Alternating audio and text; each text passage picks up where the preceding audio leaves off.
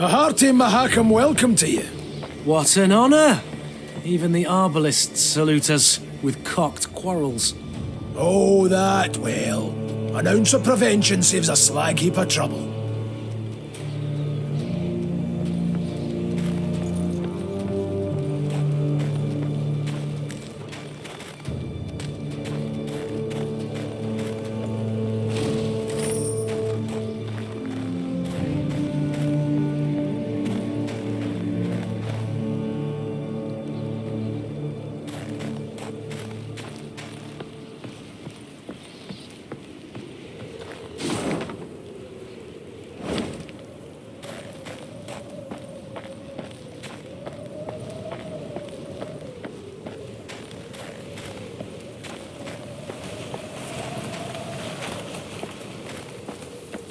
None too shabby as views go, eh?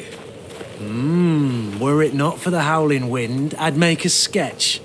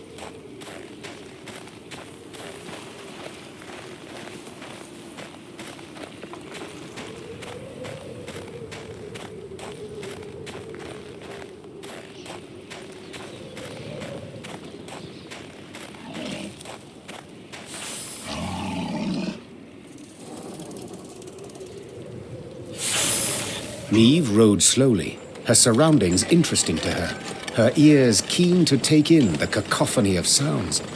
The sharp whistle of wind rushing past towering peaks, the squeak of wagon wheels rolling over frozen snow, and the roar of beasts. What the... I dare not venture a guess. Gabor scratched his chin. An ice troll. Or one of them Barbigazard majabbers. These beasts, are they tame? As the dragon? Not in your life. Fierce horsens, every last one of them. Spring cleaning year past, 1 year bit my arm clear off.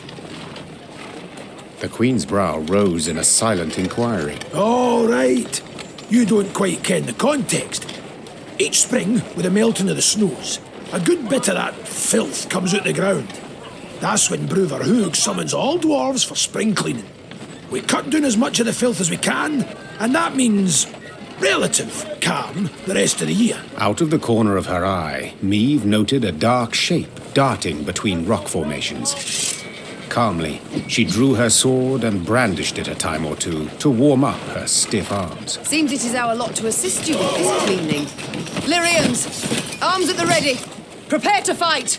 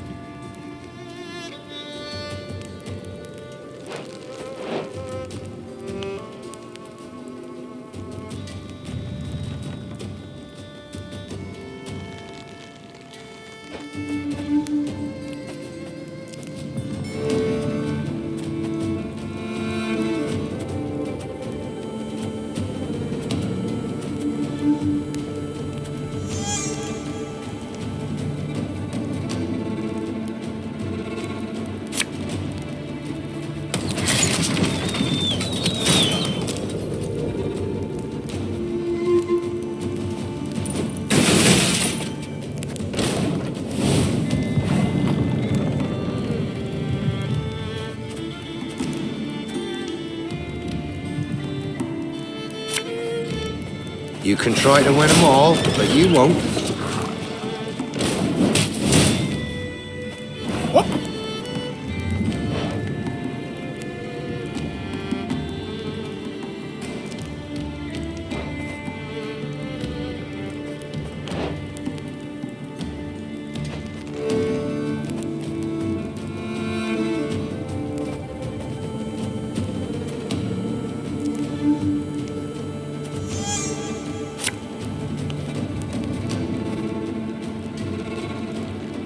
Catch!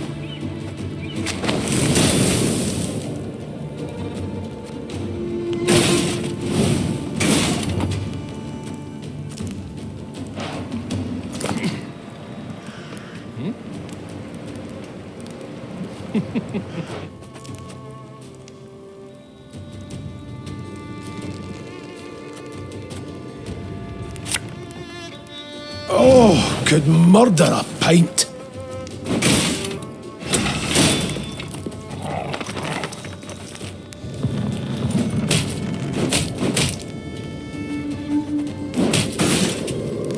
All right.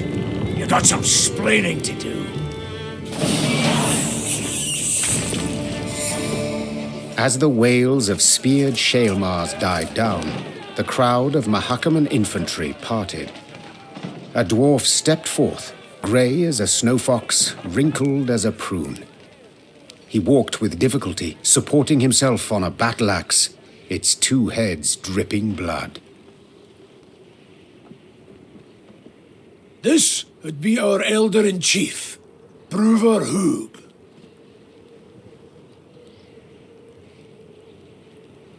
And who might your guests be, Gabor? Meve, Queen of Lyria and Rivia, and her associates in court. My regards, Elder. I come... You come for something.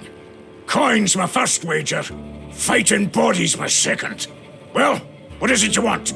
I'm on in the years, aye, but I'm not gone dotty. Tja, you menfolk.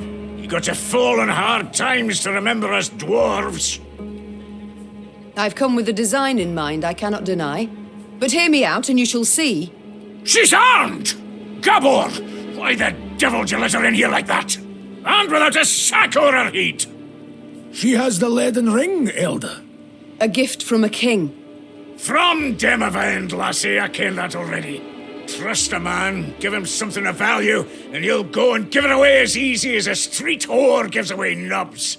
It's a good thing he didn't pawn it. Sons of humans. I've travelled far to see you. Hear me out, I beg you. Let it be my loss. Go on, heave her away. Nilfgaard has overrun my realms. It has overrun Edirn. The Blackclads are at the foot of Mahakam. They will seek to overrun your land sooner or later as well. We must act. We must react together, while there is still time. Time? What do you ken of time, lass? Got how many summers to you? 40, maybe? Had you grown up amongst dwarven folk, at your age you'd be learning to crochet dolls. No more than that. I've seen 400 summers come and go. And I've been elder for 200. And you know what I've learned in that time? That meddling in your idiot scraps doesn't ever bring any good. Now, on a normal day, I'd have you all thrown clear out of this land I love. But you've the leaden ring, and that grants you the right to hospitality. And here, in Mahakam, laws and rights are sacred. You may stay in the pass long as you wish. Young Zigrin will serve as your guide, And once you've tired of the mountains, well, you ken the way down into the valleys. I bid you farewell. My Lord Elder, with all due respect, we came to your aid. We smote the beasts with you, yet... And who the demons is this one? Count Reynard Odo. Ho, Odo, Lodo, Bodo! Now, you listen and listen well. We didn't ask for aid, and you know why? 'Cause I've my dignity. Not like some. Mates and wenches! Spring cleaning's done, beast culling's over. Mount Carbon beckons us home. Follow me! Your Grace, be not dismayed. We will find a way. Manage we shall, true. Though damned if I know how. We have none other to whom we can turn, no other land where we can flee. Let us convene in council, Your Grace. Consider together what's to be done. We've yet Redania, Temeria... Your Grace, might I draw you aside a wee moment for a jabber? Reynard, please excuse me. Well, what is it you want? I ken the Elder-in-Chief didn't make a good first impression. And the second? Is it any better? To be quite frank, no. I'll try elsewise. Not all's lost, trust me. Bruver's a stubborn goat, no doubt about it, but a goat to be persuaded. And I happen to ken how. The selfless impulse to help. I don't believe it exists. So before you describe how you aim to aid me, be kind enough to explain why you wish to do so. Unsolicited, mind you, and clearly against your elder's wishes. A query of my own to answer yours. Do you ken when Bruver Hoog last strode down the mountains into your lowlands? I know not. While King Sambuk sat on the throne? Point of fact, never. Hoog was born here and he'll die here, like most Mahakaman dwarves. Whereas I'm a frequent visitor in your human lands. Been an emissary to royal courts, trade guilds, mummers, troops, and I've eyes. I can see all the rubbish goes on between yous. Nilfgaard's insatiable. The Black Clads'll not stop till they've put the whole continent neath their boot. From Ophir in the south to the Dragon Mountains in the north. Gods forbid they grip all the Nordlings' realms in their vice. 'Cause then we'll have their hordes all round, controlling all the trade routes, supply lines, diversions even. And then they'll control terms and prices. Ooh. We dwarves have never been on a lead, let alone a short one. So, in short, we'll all be better off with the Black Clads back across the Yaruga. And I've seen your grace. Seen you in battle. You've brawn and bite, and with the right support, you can drive them back. I ken that well.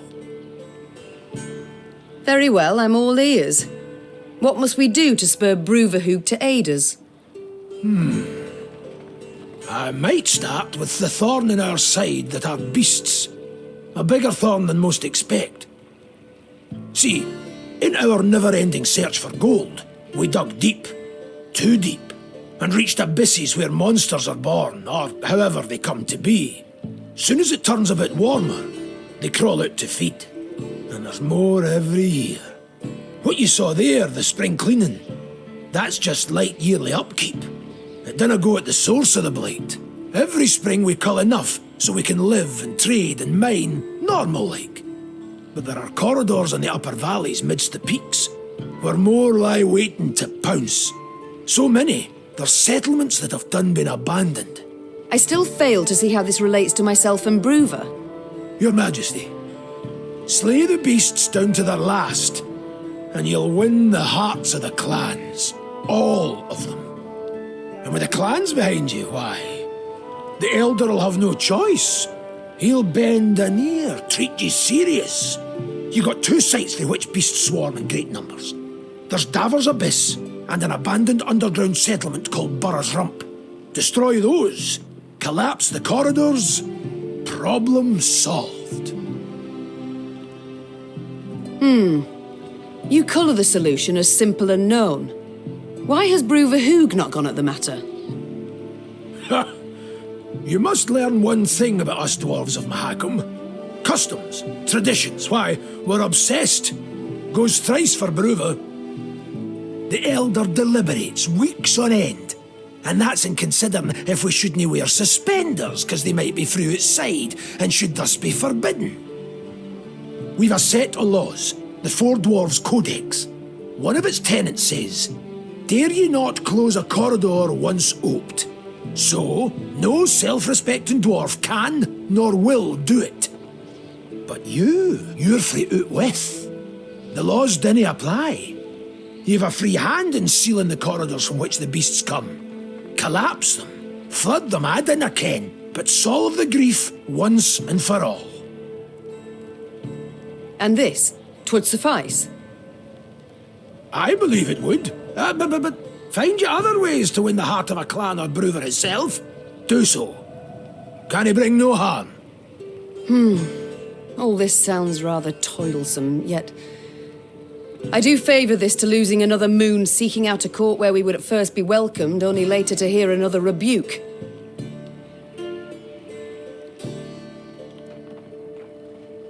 You've my gratitude, Gabor. You've shown me a way. Very well. Let us think on these beasts.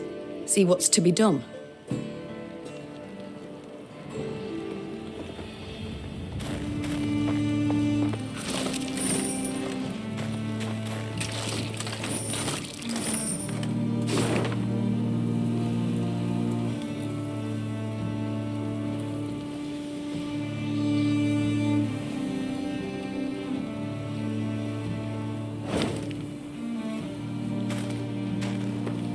I've come to the conclusion your Elder-in-Chief is not fond of guests.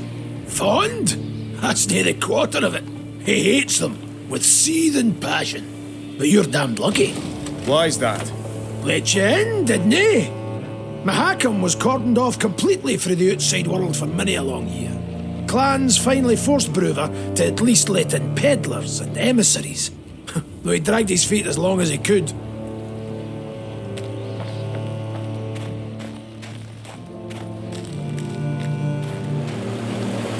Quiet, wench. You'll scare the fish off. Crevens!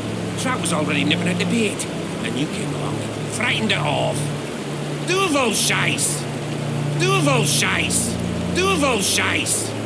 Duvel Scheiß! Duvel Scheiß!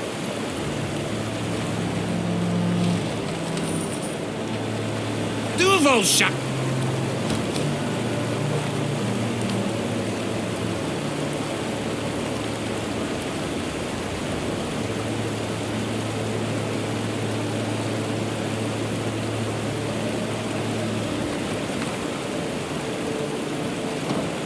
Duvelscheid!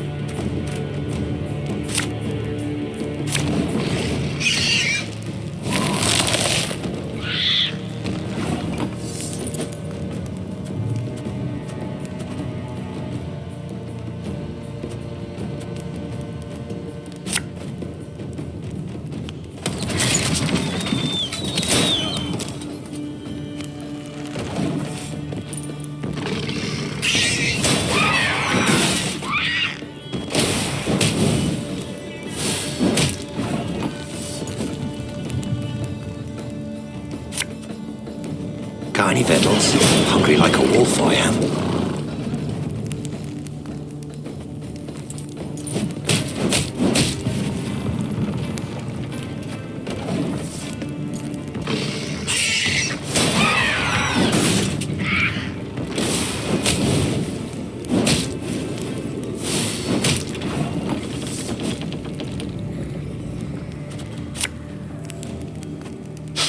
I smell a leak.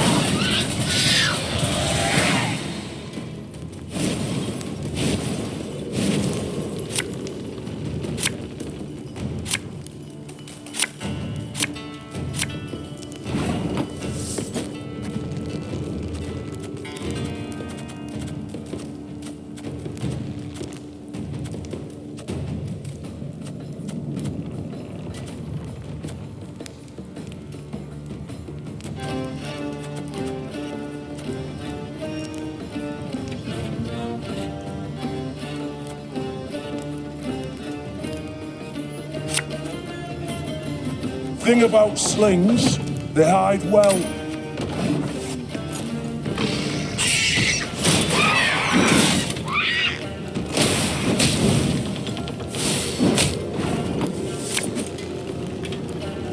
We'll catch 'em all!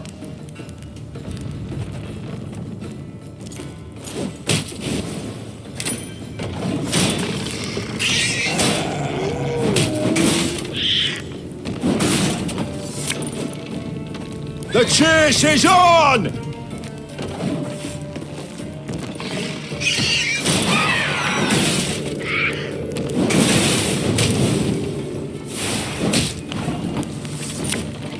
Hey?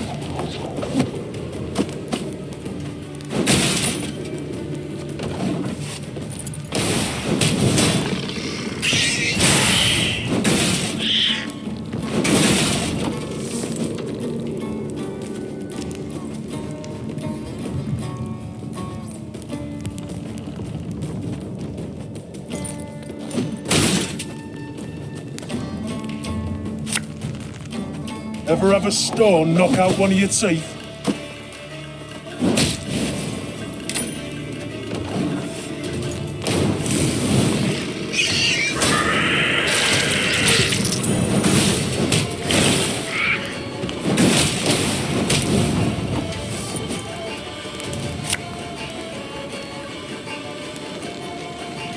I've hit the white of an eye from half a league away.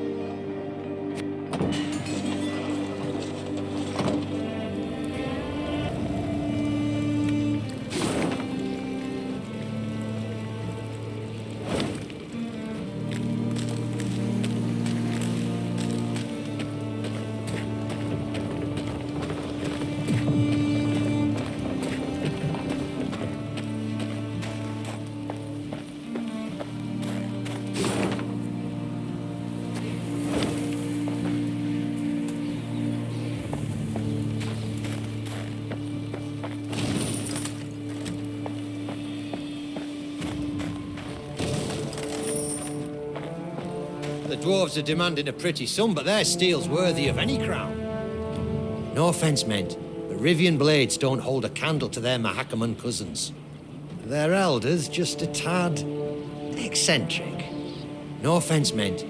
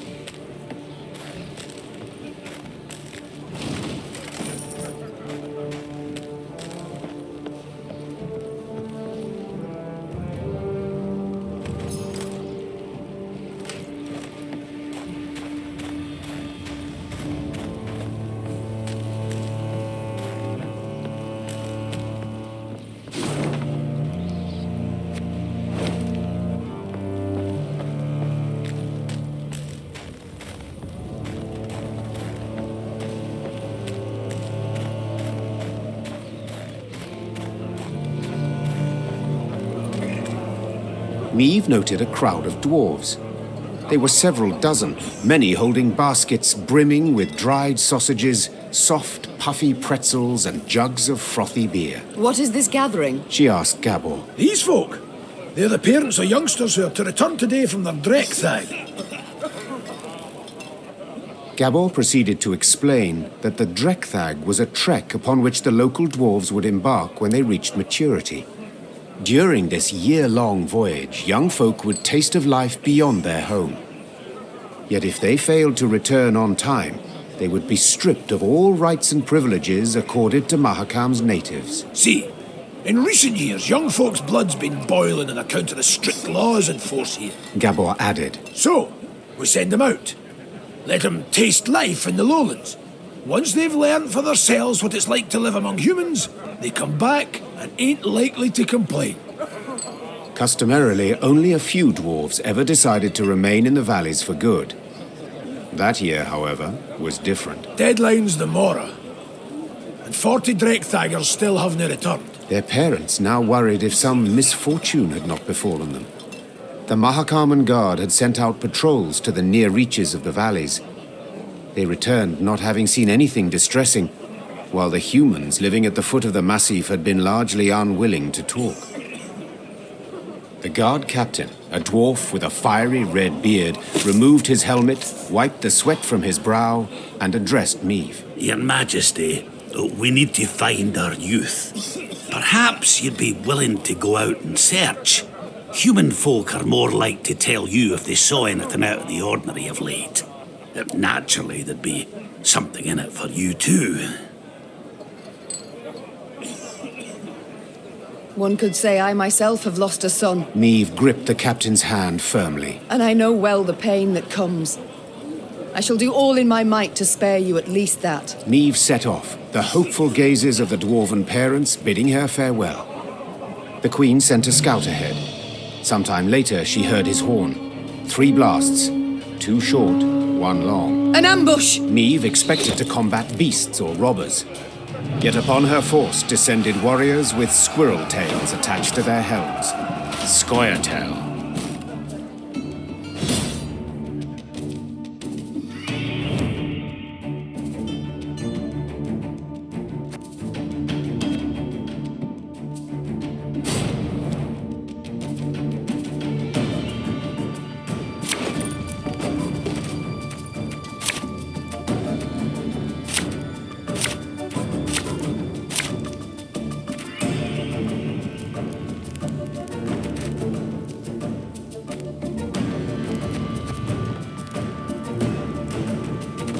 Scoia'tael! Don't let them escape! You should not have come here.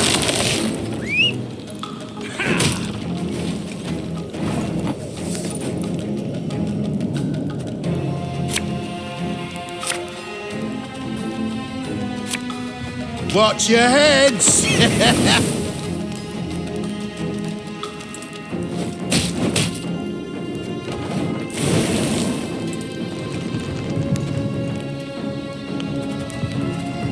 If anyone's got any hooch left. Catch!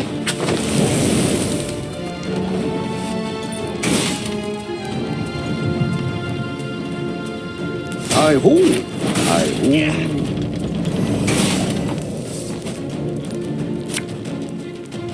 We'll catch them all!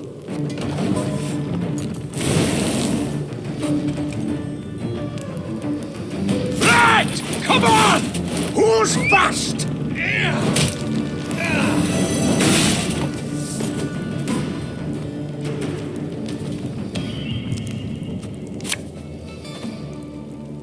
Have it the white of an eye from half a league away.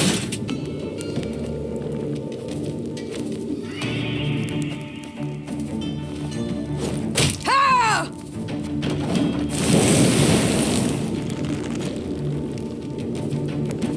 We ought to help one or the other.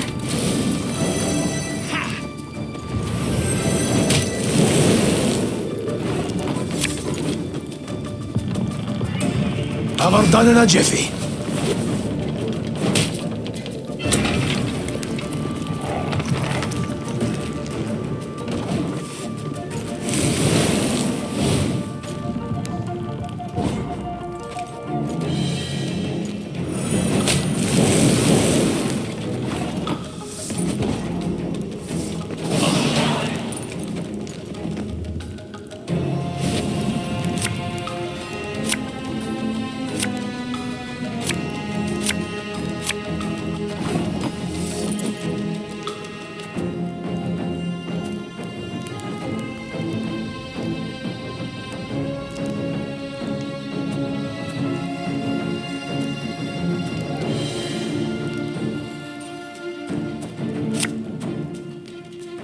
The chase is on!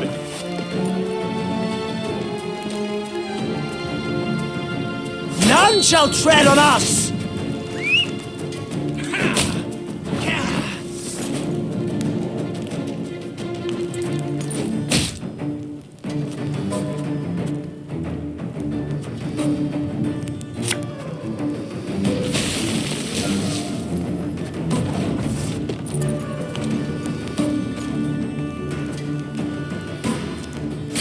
They used to tire my tongue about that. Bigger they are, easier they are to target.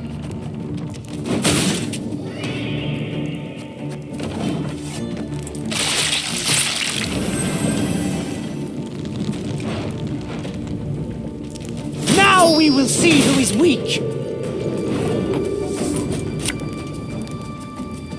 Thing about slings, they hide well.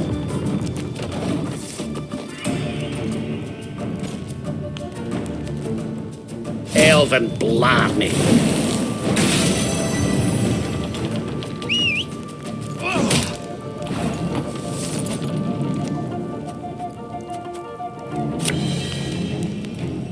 Eh?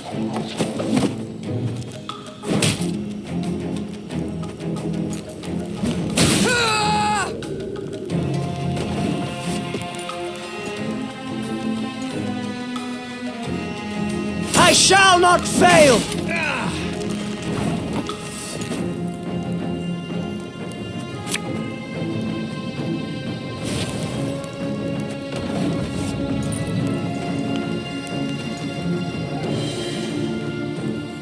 Now we must stick together.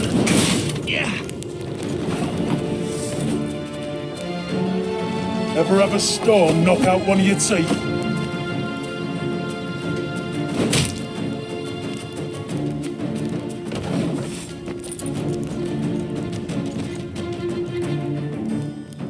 Coyotel! Attack!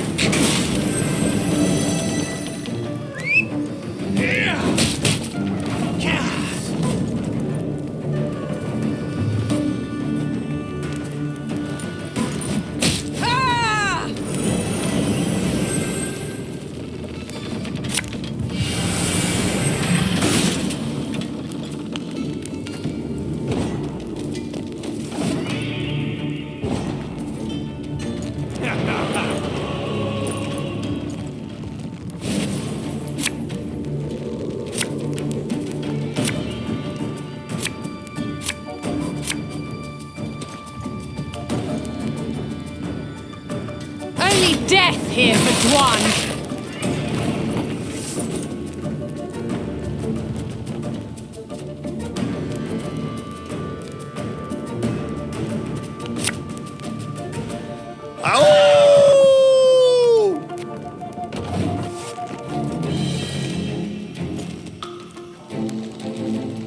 Have strength, my love.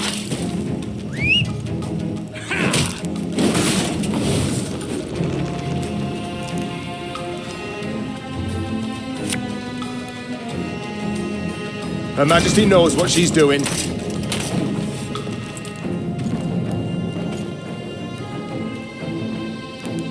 Know if anyone's got any hooch left.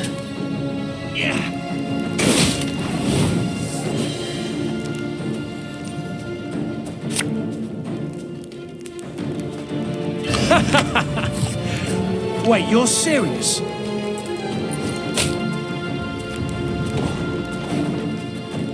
This is elven land, Dwan, upon which your kind... They're so young. No wonder they were easily manipulated. As soon as the battle had come to an end, the prisoners were brought before the Queen. All, without exception, were dwarves, and all looked to be youthful dwarves. Mystery solved, muttered Meve. In fact, these were the missing Drekthagers. Instead of returning home, they had enlisted with guerrillas fighting for non-human rights. But what had prompted so drastic a decision? I was impatient. Wanted badly to turn 50. I couldn't wait to see human cities. Vitsima, Tretigo, Novigrad! said one of the dwarven prisoners while pressing a bandage to a bleeding wound. And you know the welcome that awaited me there. I was spit upon and called names. I saw ghettos, massacres. And how was I to go back to the mines after that? We must fight while we still can.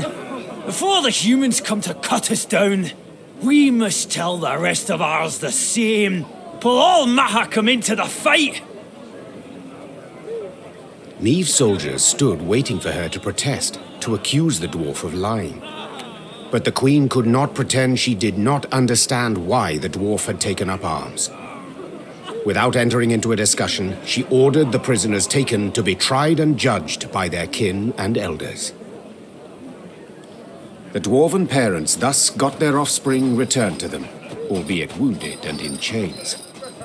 Bruva Hoog, who had limitless disdain for the Scoia'tael, demanded the dwarven youth be severely punished for succumbing to the rebels' seductive ideals. In the end, the Drechthaggers were sentenced to 50 years hard labor in the quarries. The Elder-in-Chief believed a half-century of swinging a pickaxe would sufficiently cool the hot heads of these would-be guerrilla fighters. They came back alive. That's the key part. The red-headed captain said, handing Meave a pouch as a reward. And perchance by the time they're freed, the war twixt the races will be over, eh? What do you think, Queen? Meave shrugged in response.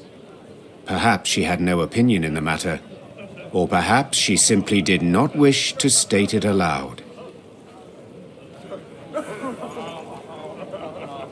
Might be in jail, but at least they're back. That's most important. Might be in jail, but it'll...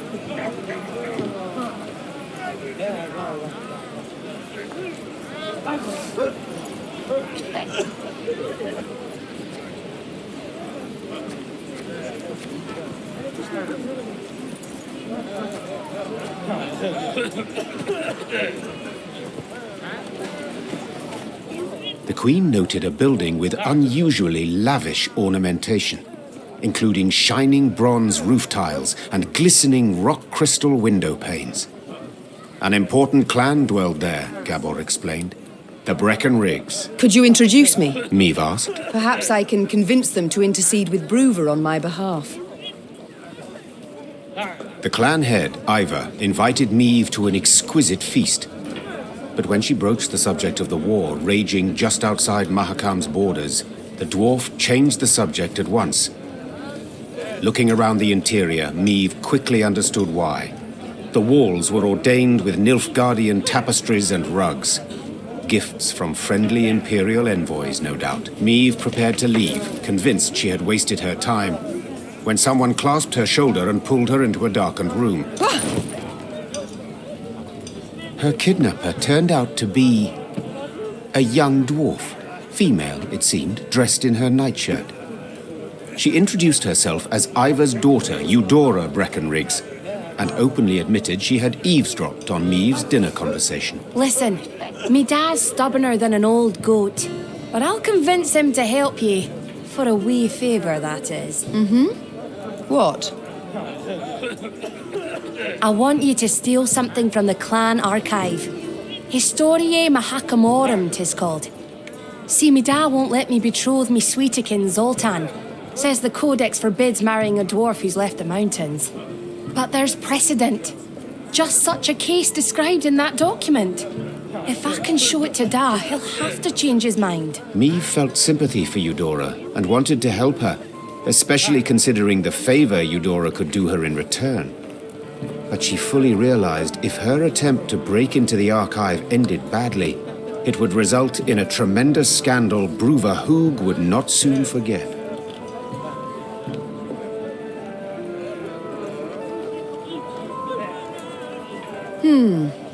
The pot's worth the play, I believe. Fine. I accept your offer. They then shook hands, sealing the deal. Meve had to bite her tongue to stop from crying out, for the young she-dwarf had the grip of a brawny blacksmith. Meve returned to her company, and, massaging her sore hand, presented Eudora's offer. Gascon volunteered for the task at once. Thievery's my forte. The dwarves won't notice a single mothball out of place. Gascon snuck into the archive under the cover of darkness. Just as he was tucking Eudora's desired document into his cloak, he heard dwarven boots clanking down the stairs. Damn it! Gascon swore. I can't let them catch me.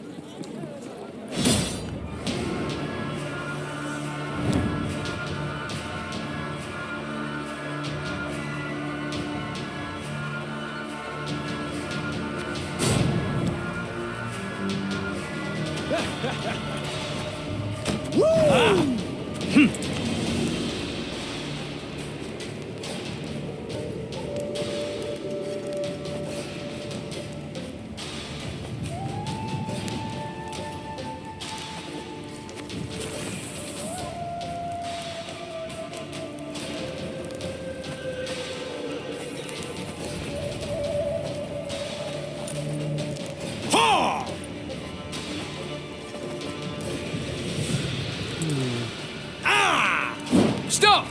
Who's there?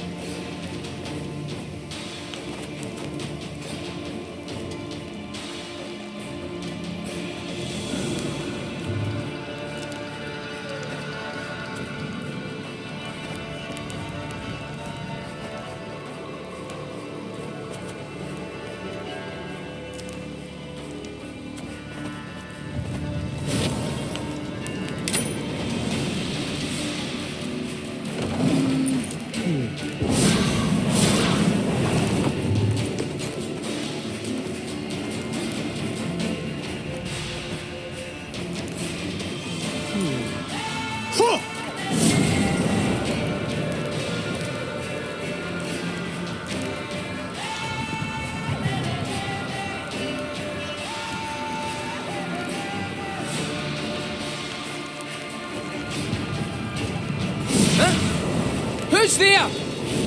What a nub. That was close.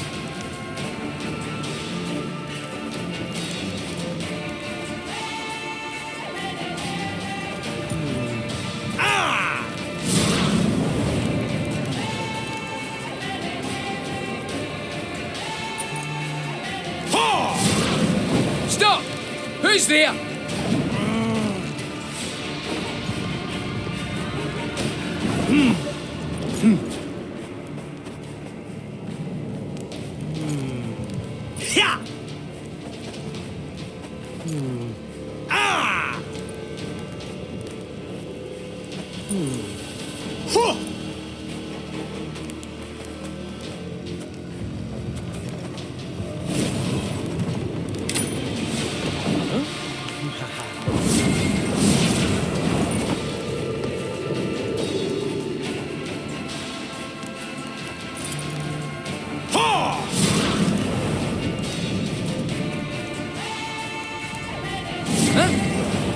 Who's there?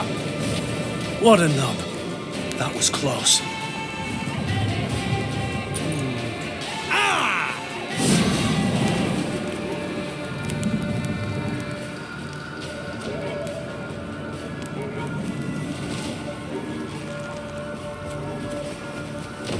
Piece of cake.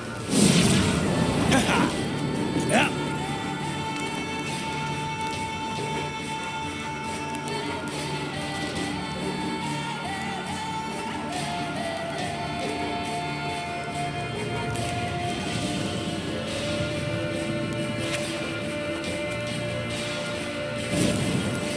Stop!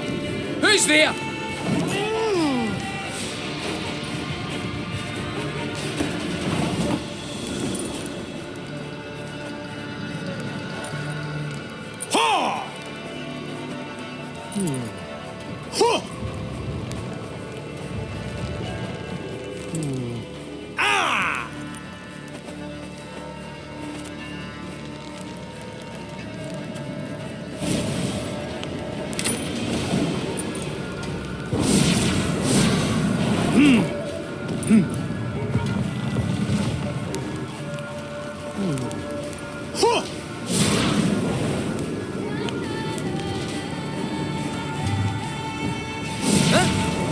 Who's there? What a nub. That was close.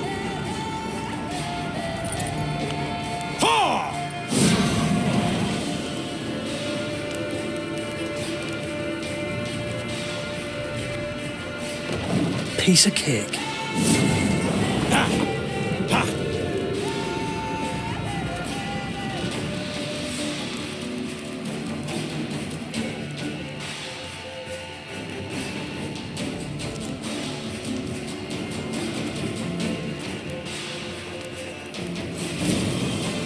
Stop! Who's there?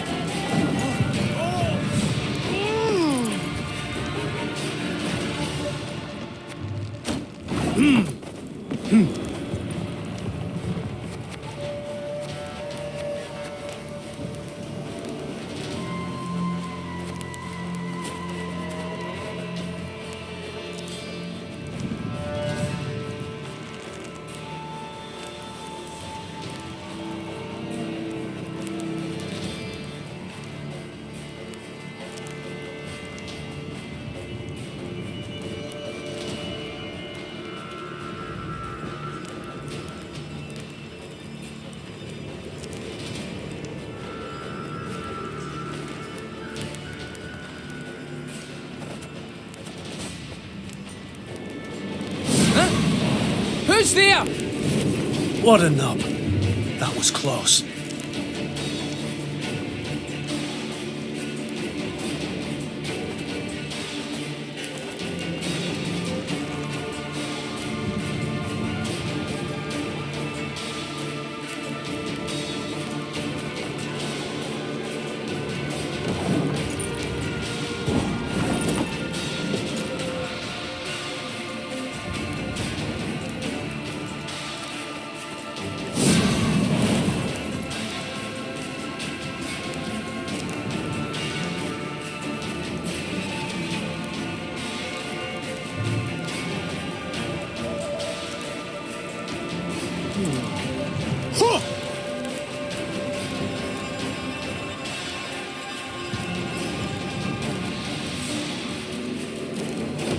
Piece of cake.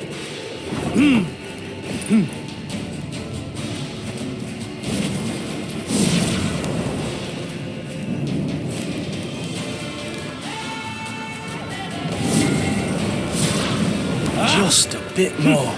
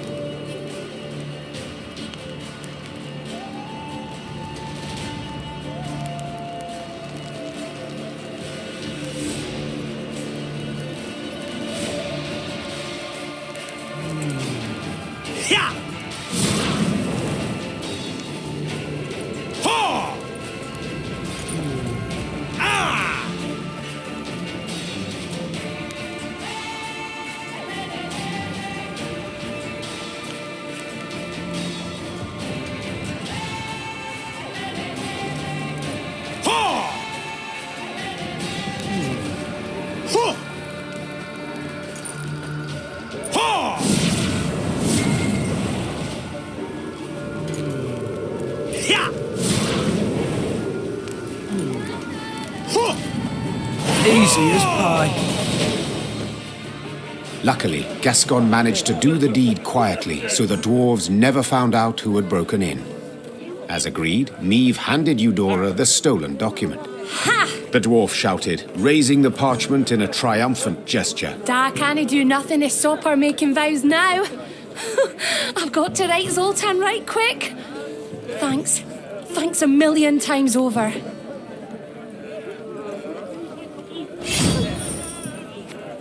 And Eudora did her part too. Soon after, the Queen learned there'd been a gathering of the clans, and Ivor had indeed spoken on her behalf. She could only hope the elder Breckenriggs had swayed Brúva Húg as well.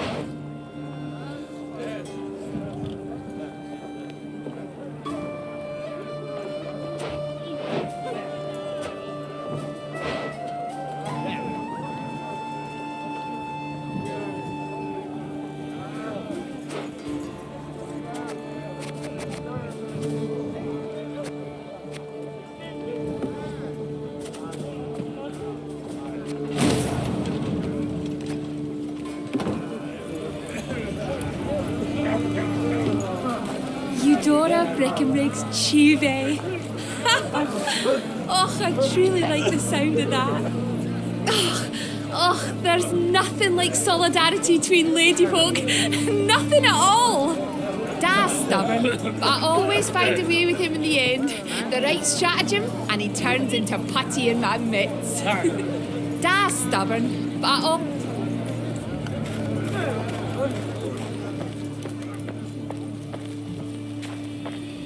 You can count on us, Queenie. Ivor'll be a wall at your back, stout and strong.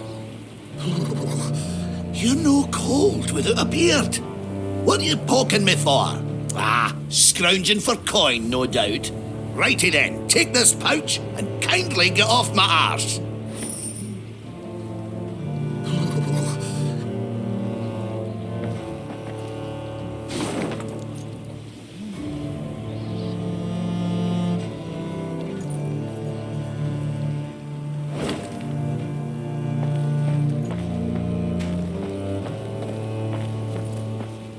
You thundering dope! I told you to hold your horses or you'll shake the hitch loose. Oh, now you're a bleeding expert, are you? You overloaded the damn cart, that's why it's busted. A wagon lay strewn across the middle of the road. Behind it stood others, some loaded with gold, jewels, and other valuables, others groaning under barrels of pickled meat. Each dwarf had his own theory about how the accident had come about, and thundered it out to all and sundry, peppered with choice invectives. An odd caravan, Niamh said. They don't look like merchants. Nay, they ain't. Gabor answered. Dwarves of the Ferens clan, carrying gifts for the Drake. Remember Keltullis? When he took roost here, Ferences fought him for near a century. Then the dragon got weary of fighting and they realised he weren't going nowheres, so they cut a deal. He didn't bother them. They give him what he needs. Well, well. And these offerings they send often? Every week. Excuse me, got to separate them lads, or they tear out each other's beards. Hey there! Cool your idiot heads! Gabor managed to douse his brethren's fiery tempers. but the wagon still lay across the road, blocking all traffic. Queen, said Xavier. It is an easy repair. I have the tools, the parts. Need but your permission. Of course. Go see what can be done. Xavier did indeed make quick work of the problem. Within moments, the wagon was rolling smoothly down the road, good as new. Well, shaft me, your highness, said one of the dwarves. Your engineer's got a pate like stewed meat, but he kens his trade, that's for certain. I'll convey your words to him. Or at least part of them. Me and the lads will be on our way now, but first, take this. Bit of gold by way of thanks. I appreciate the offer, but I cannot accept coin for helping a traveller in need. Common decency it is. Huh? In our times, decency ain't common at all, but as you wish.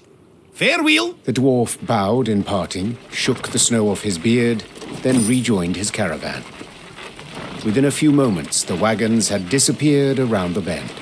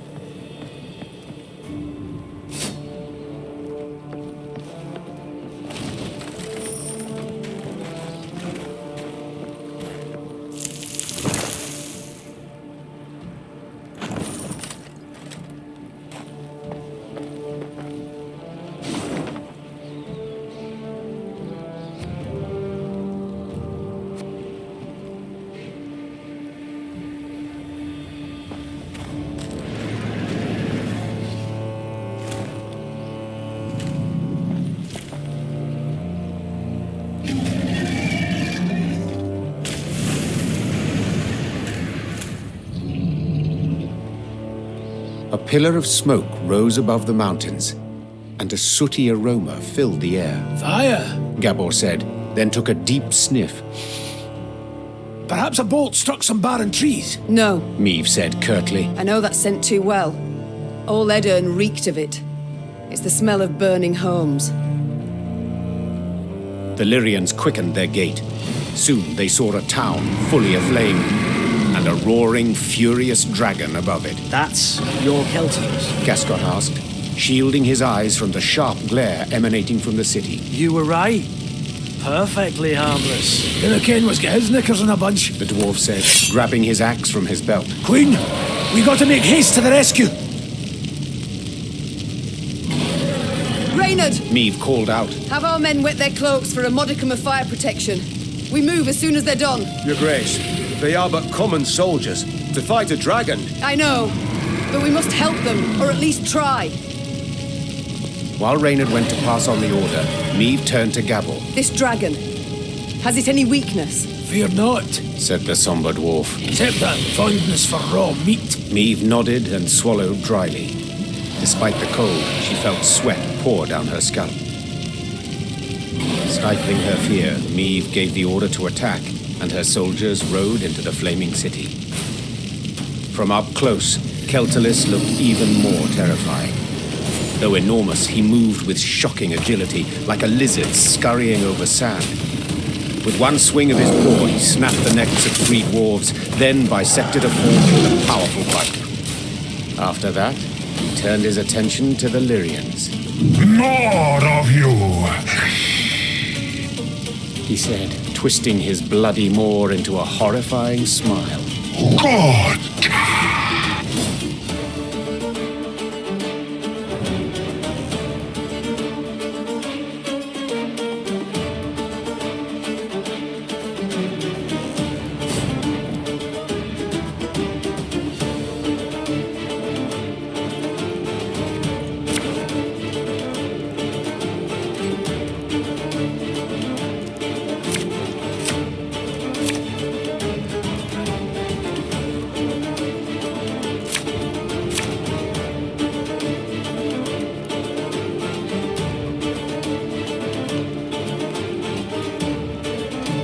Behind me!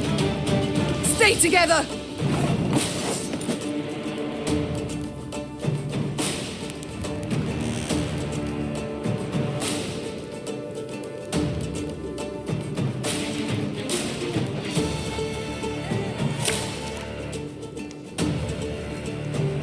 This could hurt.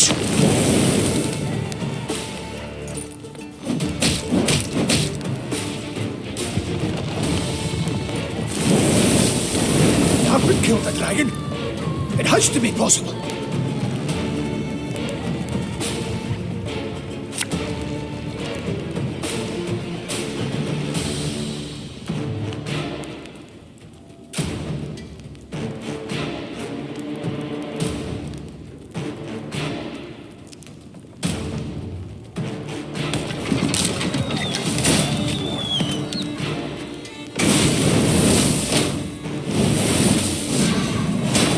Shite! He's raging now! Watch out!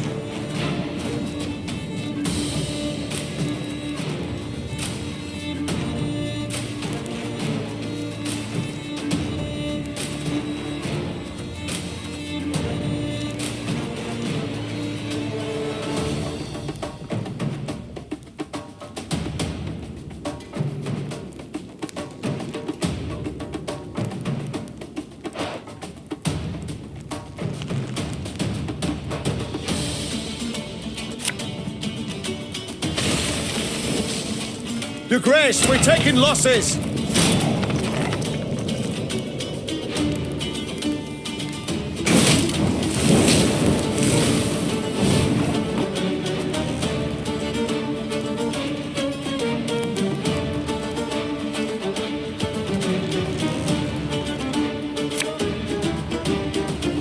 Have it the white of an eye from half a league away.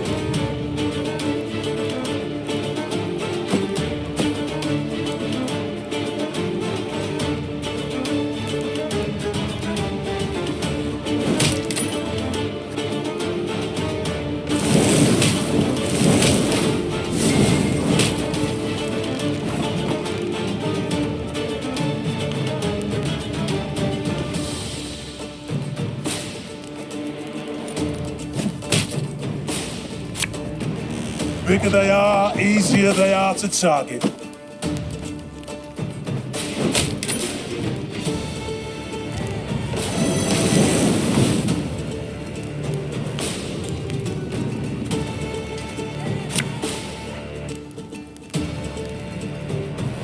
Thing about slings, they hide well.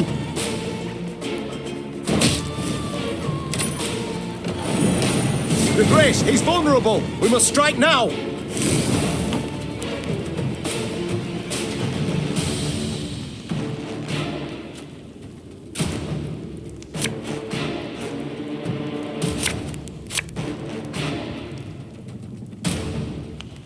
Hey?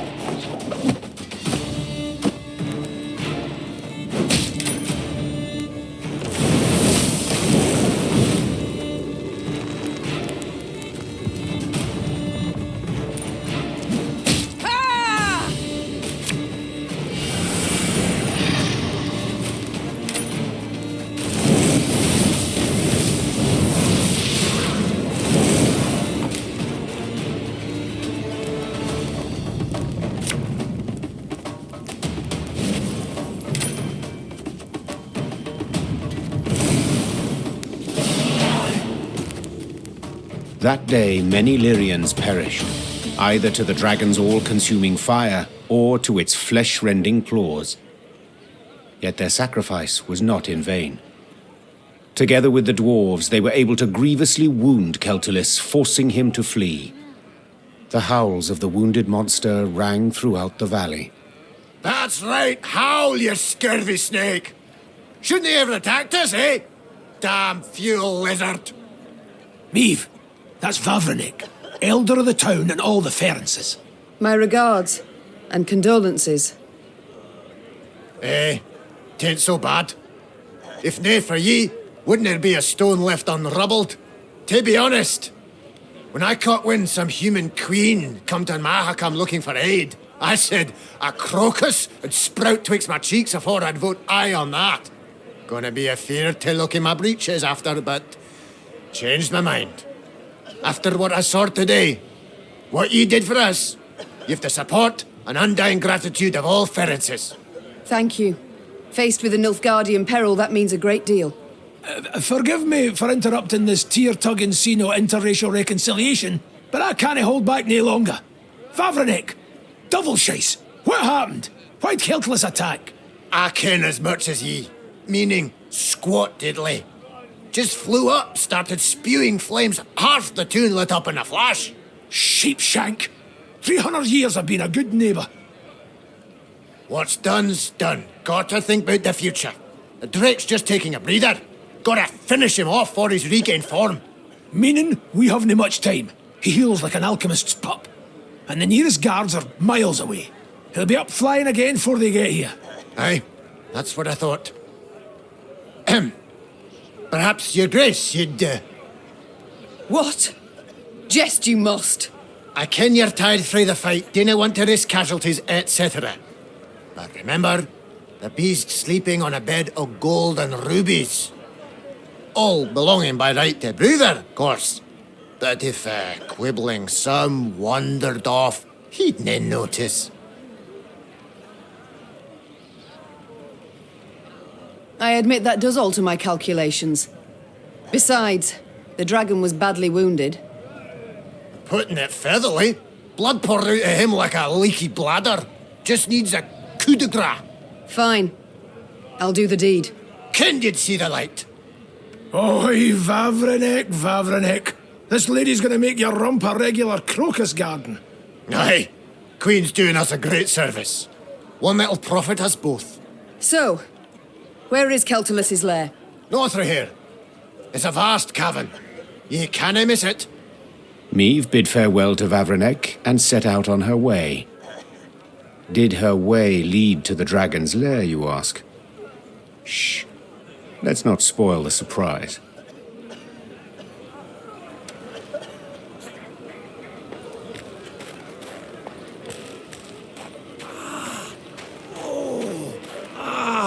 That stings. Got a blow on it a little. Trust a boheed, and what do you get? A singed bahookie. Brown, red, gold. Every dragon's a right bastard. Wait! I'm coming with ye! Gonna beat that scaly bastard so hard he'll shoot fire out his arse!